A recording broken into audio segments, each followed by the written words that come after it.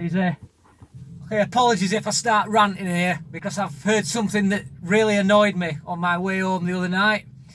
When I was listening to LBC radio, where they were talking to Eddie Mair. I don't like that guy as much as Ian Dale that used to be on at that time.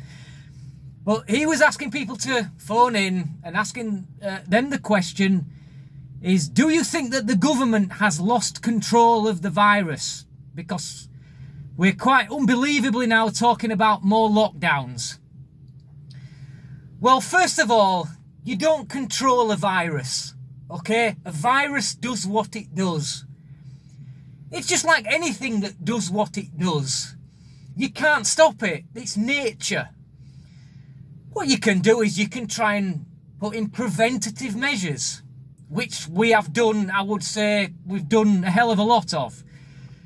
Now, before any of you out there start calling me a granny killer, I'd just like to remind you that I have got two parents who are just entering their 80s, and both of whom say that it's time for this nonsense to fucking stop and to get the country back to work and get everything open again. Otherwise, there won't be a country to go back to. And we had somebody in there that called in and said that the government was wrong to open pubs before opening schools. And that now, because lockdowns have been lifted and people are now going back to the pub, and that he believes that that's responsible for the increase in cases. So, okay, so if we shut pubs now, do you think there's going to be any pubs left to reopen? They've already been forced to shut for so long. If we shut them again, and they're already having a hard time, let's face it, at the pubs at the minute. If we shut them again, there won't be any pubs to go back to. And then those pubs will no longer contribute to the economy. And the people that work in them will be out of a job. So, more unemployment means more benefits, which is what the country can't afford. And then we had another geezer then on that said that he were blaming people that were going out and not distancing, and they were going back into restaurants and things like that, and they're saying, well, we have to shut them down. There's no choice, we have to shut them. But okay, there are people that are doing silly things like holding illegal raves and parties and things like that don't need to be done, but we cannot shut down the country. We've already shown, we have proved now, with evidence, that the lockdown doesn't work. If it did work, we would be seeing no more increases in cases. But we are. The reason we are is because the virus does what it does. It catches people when they go out. It's airborne. It is airborne. Somebody has to catch it, but it passes from human to human. So yes, you keep your distance where you can. You try not to meet people you don't need to meet. But you can't shut down the frigging country. What happens when they shut, let's say that they shut the high street, right, again, and shops aren't allowed to open. What will happen to, say, clothes shops when they can't get their stock in because everybody else where they get their stock from closes down? How are we going to be able to clothe ourselves?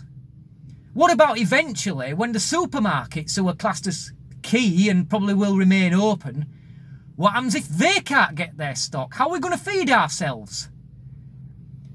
How many people have to be put out of work before they realise that you cannot stop nature? Nature does what it does. It's a bit like, how many people do you know that try and take measures to stop cats, other people's cats coming into the garden and shitting in the garden? And how many people do you know who have succeeded in stopping those cats coming into your garden? Very few, because it's nature, and that's cats doing what they do. They're not doing it because they hate you, because they're nasty. They're doing it because it's what they do. And now we've got schools going back. We've had a couple of cases in a school, and the entire school is shut down. Seriously. How many kids have to suffer to go without an education? What's the prospect of these children getting on in life without an education? There's going to be no jobs for them to go into. They're going to be straight away on the unemployed line. claiming benefits which we can't afford. We haven't got the money to pay them. Come on! The only way forward now is what is known as herd immunity, where you allow people to catch it and become immune. And yes, unfortunately, some people above 70 or with other underlying health issues will die. If you have got somebody in your family that comes into that category, I am sorry. I am sorry that you could lose them. I really am. Because my parents could be the same. But when those people say, it's time to go back to work, then we should listen. Because we cannot destroy generations to come in an attempt to save a few elderly people. That is the cure being worse than the disease. And we can't let that happen. That will destroy our country to an irreparable level. If you want to call me a granny killer, fair enough. I'm big enough and strong enough to take it. But you know I'm right.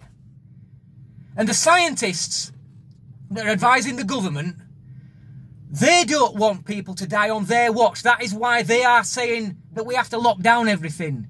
Because they will be to blame if anybody dies. And they don't care about the economy. They're rich enough to be able to ride it out. So now it's time to stop listening to the scientists and start listening to common fucking sense. Thanks for watching. Till next time. Easy.